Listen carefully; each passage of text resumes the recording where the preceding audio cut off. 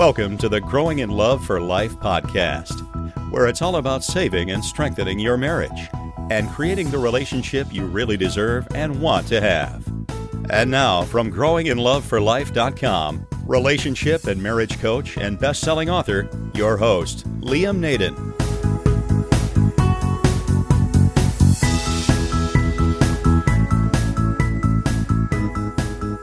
This is episode 15 of the Growing in Love for Life podcast. Hi everyone, it's Liam Naden here from growinginloveforlife.com, and welcome back to this episode of the podcast. And I thought this time we'd talk about something that seems to affect a lot of people in marriage and relationships, particularly it seems in these times, these economic times, and that is the whole issue of finances and financial pressure. And in particular, I want to talk today about how you can stop financial problems from ruining your marriage. Because it is something I see all of the time, and it seems to be one of the biggest pressures on a marriage is this whole thing of financial problems and financial pressure. And it seems often the two go hand in hand, that the more financial problems a couple has, the more problems in their relationship or in their marriage that they have. So it really is at the heart of a relationship, what your finances are doing. So I hope in this episode I can give you a few ideas on how you can really separate the two out so that you don't let finances and financial pressure and problems affect and ruin your marriage. All right, well, let's just talk to start with a little bit about what's really going on at the moment in marriages, and maybe you can relate to some of this yourself if you're having financial problems or if you're under financial pressure. And there's lots of reasons why people get under pressure in their marriage or in their relationship, or really just in their life. For instance, you might have had a change of circumstances. Maybe you or your spouse have lost your job. There's a lot of that been going on, hasn't there? Or you might have found that the value of your assets, like your house, is not worth what it used to be. There are also, despite what they say about inflation not being a problem, many people tell me that they're noticing that their expenses are a lot higher than they used to be, and people also have additional costs, new things that they're involved in that are costing them more money, and all of these things can create financial problems. These changes in circumstances. I think the other reason why we often get into financial trouble and put more pressure on ourselves than perhaps we need to is that we have higher expectations and we have higher needs. And of course, there's nothing wrong with that. There's nothing wrong with wanting more and wanting to enjoy life more. But often debt can be very easy to come by, can't it? And what we find though is when we've got debt, whether it be credit cards or finance debts, is that they can start to mount up, and before we know it, we're under a lot of financial pressure. And one of the things I notice, and you might notice this as a pattern for you, is that sometimes when people are under financial pressure, their way of trying to cope with that is actually to increase their spending. And it's a bit like if you're not feeling good, you're looking for ways to alleviate some pressure upon yourself, so you might book a trip or go out to a movie or a restaurant, and in other words, spending more money, which is actually making the problem worse. But one of the things that really impacts on a marriage is not knowing how to cope with the uncertainty and the pressure of financial problems. So that's what we're going to talk about today. So how do pressures develop? How do people get in a situation where they're under a lot of financial pressure in their marriage? And I'm not trying to make this podcast sound like an exercise in financial management, but obviously we are going to cover some of that. But I particularly want to look at how the dynamics of our financial world, if you like, impact upon our relationships and in our marriage. And when you can start to see that, you can start to see some solutions. And I've certainly got some solutions here that I hope will help. I think they will. But how do these pressures develop in the first place? Well, if you think back to when you first got together with your spouse, you probably weren't under as much financial pressure as you are now. So what's changed? Well, obviously, when you start out, you have goals and you have aspirations and you have things you want to do together. And really, if you make the commitment of staying together in a in a firm relationship or in a marriage, what you're really saying to each other is you want to build a life together. And of course, a big part of that life is financial. You probably want to buy a house or have a place where you can bring up your children and really and develop your lifestyle and the things that you enjoy and are interested in. So as we get these things, as more of these things come along, they all, of course, add to financial cost. And I'm sure you'd agree one of the big ones is children when they come along. And the funny thing about all of these things, or all of the financial things that we go out and buy, they tend to cost more than we expect they will. And that's particularly true, isn't it, of a house, because it's not just a question of just going and buying a house. You want to buy things for the house. So it's invariably going to cost you more than you expect. And children are the great unknown factor in terms of how much they cost. And of course, when they come along, that's a major, if not the major area that's going to affect your financial life. Now, the first thing to do, really, I think, when you're looking at financial pressures and how they affect your relationship, is it's very worthwhile and very important to look at how men and women actually deal with finances and, in fact, any sort of pressure in different ways. Men and women do respond differently to pressure and to financial pressure. And although this is a bit of a generalization, I think it's worthwhile just thinking about what I'm going to say here, because I'm sure you'll find an element of truth in it, if not that it's very true in your situation. But what we've tended to find, or what I've tended to see with the people that I've helped in general, is that for women, when they're in a marriage and they're under financial pressure, what they want to do is they want to talk about it. So women very often express their feelings in their words. So they tend to want to talk about the problems that they're facing. And if you're a man and you're married to a woman, you might have noticed this, that the wife or the woman always wants to talk about, these are our problems, and to express them. But the thing to recognize, if you're a man, if a woman is talking about your problems, is that she's not necessarily looking for a solution. What women tend to do is they tend to process their thoughts. And as I say, this is a big generalization, but I've noticed this is fairly true. Women tend to process their thoughts out loud in their words, which is very different to men. So that's the main thing I think to notice about women when they're dealing with financial pressure, is that they want to talk about it and express it out loud. Now that's the complete opposite to men. And men usually, or very often, tend to shut down when they're under pressure, when they're under financial pressure. They don't want to talk about it. And of course this makes things worse for a woman, because when their husband won't talk about something, that to them they're not facing up to the problem, they're not facing the issues, and that makes them more frustrated and want to talk even more. So, but men, the reason I think that men do tend to shut down and not want to talk about it is that men tend to have this attitude that it is their personal responsibility to solve the problems in their marriage. And some of you listening might have heard of my Save Your Marriage program, where I help couples pretty well on a one-on-one level to really save their marriage, get over their problems, understand their relationship. And there's a big section on that program about the differences between the way men and women operate and think. And this is a big thing in the area of finances, is that men tend to take on a problem as their own personal responsibility. And if you like, we're almost biologically wired to solve problems.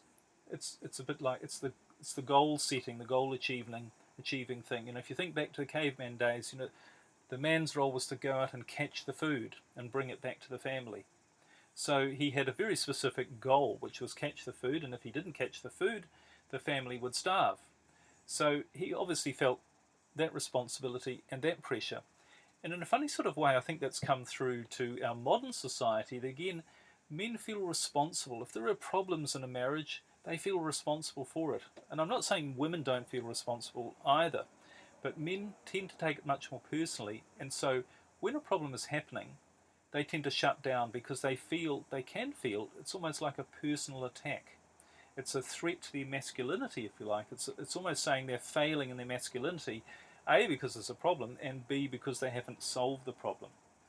So men tend to take it very personally, and it also affects men's self-esteem as well. And men can feel very criticised and inadequate if there are pressures and problems mounting up that they simply don't know what to do to solve. So those, I think, are the essential differences in the way men and women react to problems, and in particular financial problems. And maybe you can see some patterns in your own marriage there and see how you and your spouse perhaps are reacting in different ways to financial pressures that you have in your marriage. And even just understanding that, often for many people, is a huge step forward in releasing some of the pressure, because when you understand the way the other person is processing, you realize that they're not avoiding the problem, or they're not doing the wrong thing, they're just trying to deal with it the best way they can. But there is a better way to deal with it, and a way which is not going to ruin your marriage, and that's what I want to talk about next. Okay, so what do you do if you're finding that financial pressures and problems are really starting to affect your marriage in a severe way? What do you do if you're under stress and your communication is going? Because what does happen when financial pressures come upon a marriage? They affect everything. They tend to affect the intimacy between a couple, certainly the communication between a couple, and just the general feeling of well-being. And if you're not feeling good, it's very difficult to contribute positively in a marriage or in a relationship. I'm sure that's pretty obvious. So really the key is to try and find a way to not so much deal with your problems and solve your problems. Because, as I'll talk about shortly, money isn't actually the solution to all our problems anyway. Now that may sound strange. I mean, you may be saying, well, hang on, if I just had a few million, that would solve all of my problems. Well, you might think it will, but what tends to happen is we get different problems. And it depends on how much money we have. They create different sorts of problems. Some aren't necessarily better than others. But what's more important to realize is the way you look at your problems and the way you deal with your problems, irrespective of what they are. That's the really important thing. So rather than thinking, okay, well, I just want to win the lottery, or I just need a few thousand, I need 100,000, then all my problems will be solved. Instead of thinking that way, think, no, it's the way I look at my problems, the way I deal with my problems. It's accepting that my problems are there and that they may well always be there. But by looking at it in a different way, I can take the pressure off my marriage and probably not only have a better marriage, a more fulfilling marriage, but also probably make better decisions, make better distinctions, and do better things to actually solve those financial problems anyway. So here is a process that I've created, which if you are under financial pressure, I think you'll find really useful. And this is a process which takes you from, no matter where you are with your financial problems, to a place where you can actually start to deal with them, and where you can separate them out from your marriage and have a great marriage irrespective. So step number one, the first thing you need to do is you need to acknowledge that there is a problem. If you've got a financial problem, then there's no point actually denying that you have a problem. And unfortunately, this is what I see some people do. They tend to hope and blindly think that, okay, I don't have a problem, or they tend to blindly want to just sort of brush the problem aside and pretend it doesn't exist. And the real issue with that is that they can't, and that they're trying to suppress their awareness or their focus on the problem, and that brings out pressures in other ways, and it makes them feel bad anyway. So you're not going to get anywhere by denying the problem exists. So the first thing is to acknowledge that you do have a financial problem. And actually, once you do acknowledge it, that in itself can take some of the pressure off. So that's the first step. The second thing you need to do, and as I said, this isn't a financial planning podcast, but you do need to start becoming financially educated. And step number 2 is to set some financial goals. Now, in my Save Your Marriage program, which I mentioned earlier, I work with couples on really setting some goals for their marriage and for their life. But what always amazes me, and I'll be honest here, is how few people ever set any goals in any area of their life. And when I talk to couples, one of the first things I say to them is, what are your goals? What are your goals together? What do the two of you want to achieve? And often I get a bit of an embarrassed silence, because people realize they don't actually have any goals. They might think they do. There might be things they think they want that they've talked about, but they don't have any actual goals. And there's three sorts of financial goals you need to start setting. So what I suggest you do is you sit down together with your spouse and say, let's set some financial goals. We've acknowledged we've got a problem, but we can get out of it. Let's set some goals of things to actually get us out of the problem. And there are three sorts of financial goals you want to set. The first one is a goal to get out of debt. So what you want to say, firstly, you need to know how much debt you actually have, and set yourself a goal and say, by a certain date, and set a date. And it might be, depending on the amount of money you owe, it might be years away, but really commit to setting a date and saying, by this date, our goal is to be out of debt, not to have any debt. And one of the things you can do from that is you can say, so to do that, we're going to need to save a certain amount per week, or pay off the debt at a certain rate per week, and get really specific. So for instance, if you owe $1,000 and you want to pay it off at the rate of $20 a week, that's going to take you 50 weeks to pay off $1,000. That's obviously a very simple example, and if you're listening to this and if you've got financial problems, I suggest you probably owe a lot more than $1,000, but you get the idea. So that's the first sort of goal you need to set, is a goal to get out of debt. Now the second goal is to reduce your expenses and increase your savings. So again, you need to get very specific, because a goal is not a goal unless it is specific. So set a goal and say to yourself, okay, so we're going to reduce our expenses and we're going to increase our savings. Now, of course, both of those are going to mean you can repay your debt back anyway.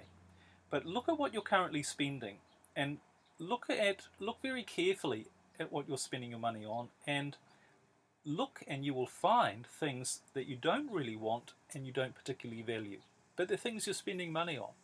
And I've met people who, go out for a coffee 5 times a week and they don't even particularly like coffee. It's just a bit of a distraction for them. But I've said to them, well, maybe you can find a distraction that's not going to cost you $5 a time, or $100 a week, or $10 a week, or whatever it is, and you can save that money. We're talking here specifically about money that, or buying things that, as I say, you don't particularly value. So see what you can cut out, and that's going to reduce your expenses, and all of that money you can put towards your savings. And you're going to find when you start doing this, it becomes a bit of fun, that you really start to value money and enjoy paying down your debt and saving more money. And the third financial goal, of course, is the one that everybody thinks of, but is actually maybe the most difficult, or the most long-term, or probably the one takes the most effort, really, which is to increase your income. And there are many, many ways that you can increase your income, and I obviously can't really get into the details here, but start to do some research. And by increasing your income, I'm not just talking about maybe getting another job, or trying to get a raise with your current job, but have a look online, or have a look around. There's so many ways now you can make money. You can sell things on eBay. You can, there's all sorts of things you can do online to get some extra income. And some of these mightn't give you a lot of extra income, but it's all going to help. And again, it can be a bit of fun finding extra ways to increase your income. So they're the 3 financial areas of financial goals you want to set. So step number 2 is to set some financial goals in each of those 3 areas. All right, step number 3 is to agree between the two of you that you will share the responsibility for the debt, or for your financial problems. And remember, I talked earlier about men tend to take on the full responsibility, or feel that they're totally responsible for financial problems. Well, for any problems in actual fact. So it's very, very important that if you're a woman, that you start to show your husband or your spouse that you're willing to take equal responsibility. And the way you should do that, or the way you could do it as a woman, is start to become involved in the finances. Now, I meet so many couples where the wife says, oh, I don't know anything about finances, or I'm not interested, if the husband's got a job or a business, and they don't really get involved in it. And what the problem with that, the message that they're sending to their husband is that it's your responsibility, your problem, you fix it. And of course, I've already said what happens in that situation, but it just makes the man feel worse. It puts more pressure on the relationship. It doesn't do anything to help solve the problem, and therefore it doesn't do anything to help the marriage either. So it's very important, if you're a woman, become involved in the financial responsibility for your problems, or for your financial life, really. And it's very important too, if you're a woman, not to blame, and not to try and this is very important for both parties actually, not to give any blame to the other for your problems. And the other thing that's very important if you're a woman is to actually not just say to your husband that you want to become involved or that you want to share in responsibility, but actually do something. Take some initiative, find out about something, increase your own financial education, find out more about what you can do, and give your husband suggestions and ideas as well. Give some input. And of course, support your spouse in what he's doing as well. So it's very important for a woman to become more involved, I think, with the financial picture of the relationship. And for men, the most important thing you can do is to agree to share the responsibility with your wife. And one of the best ways to do this is to actually communicate. I mean, there are so many marriages I see out there where the husband just goes out and earns the money and the wife spends it.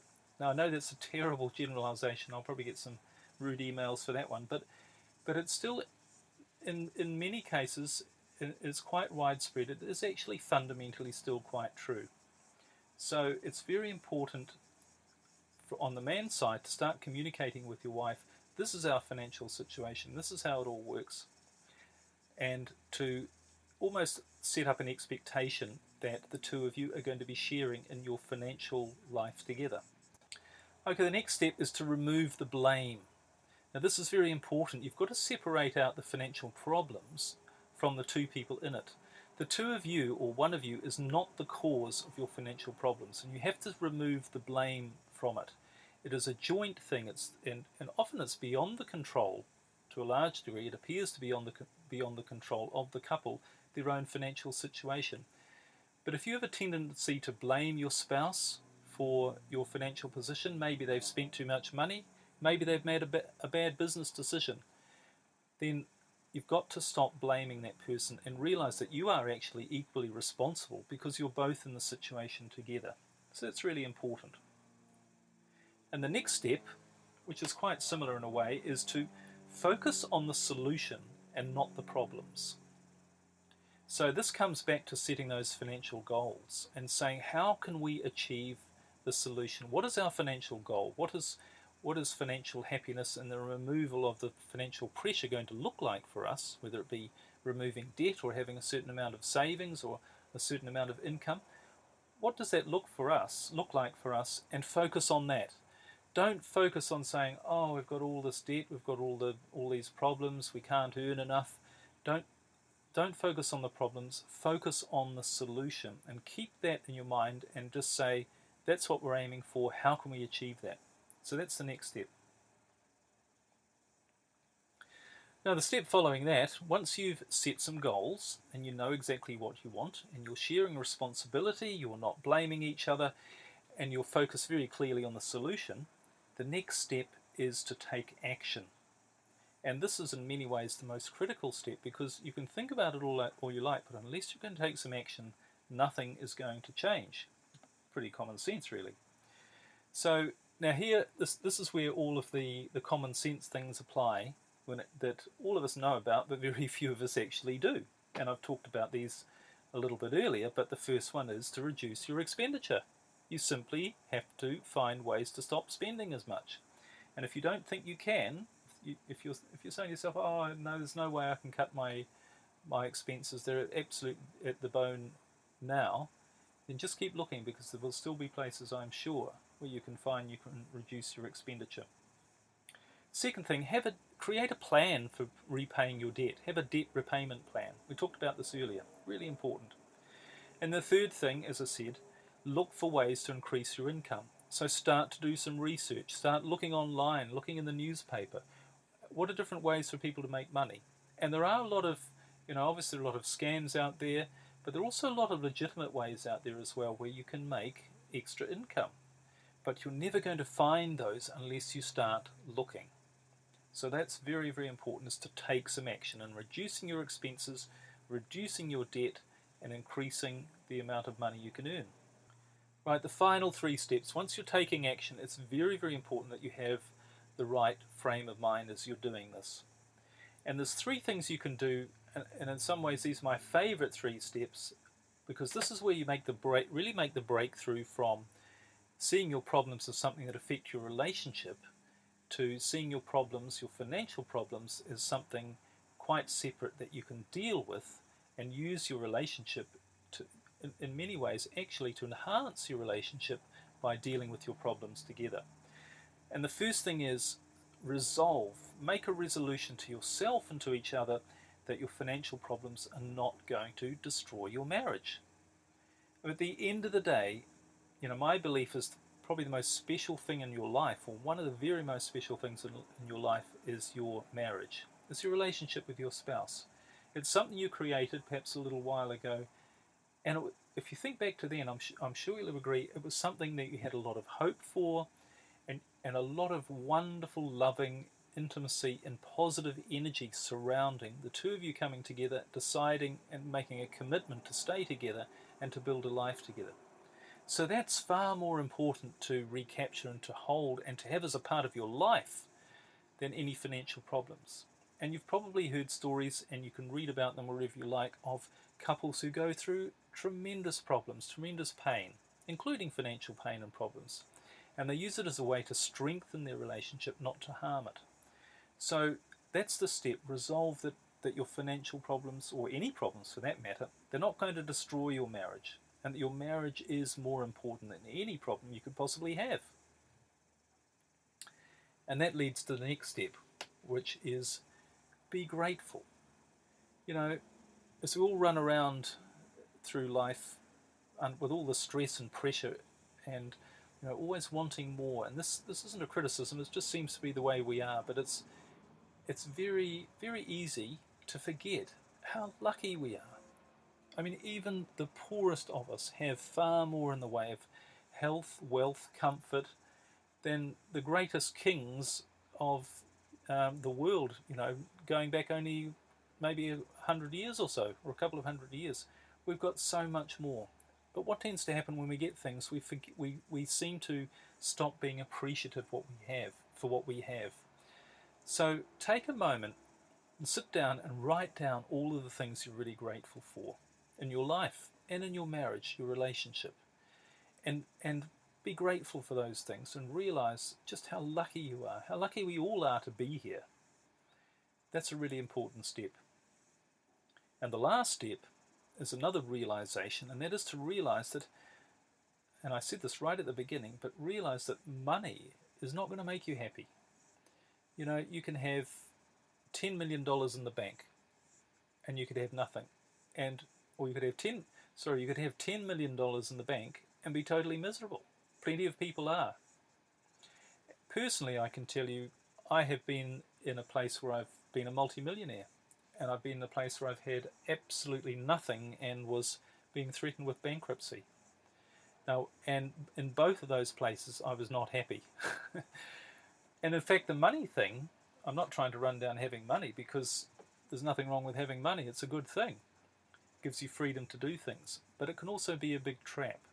So what you need to realize is that it's not the amount of money you have, but it's your attitude to the money, and it's the attitude to your life. That's what's going to make you happy. And that's where the gratitude thing, being grateful for what you have, is actually so powerful. That's why it's so powerful. So once you realize that money is not going to make you happy, it puts your financial problems into a little bit of more perspective.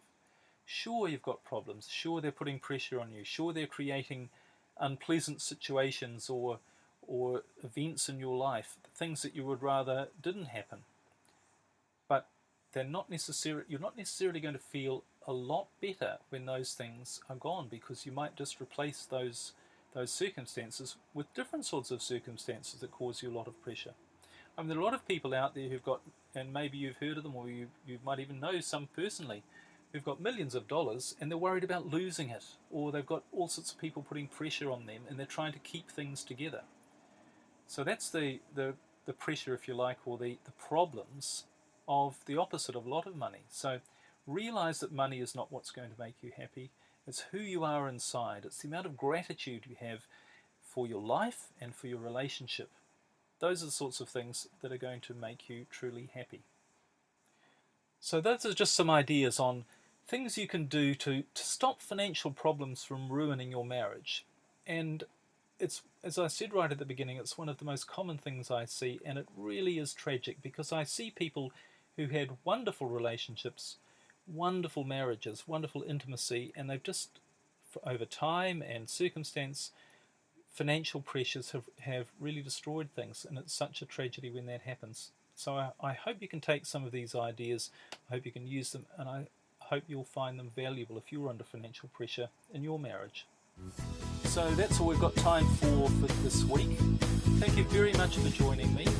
Remember, if you'd like some more information, please go to my website, growinginloveforlife.com, and download my free report, The 5 Keys to Saving Your Marriage Now. If you've got problems in your marriage, if you really want to save and strengthen your marriage, I think you'll find that report very, very valuable. So that's my website, growinginloveforlife.com. Thanks again, all the best to you, bye for now.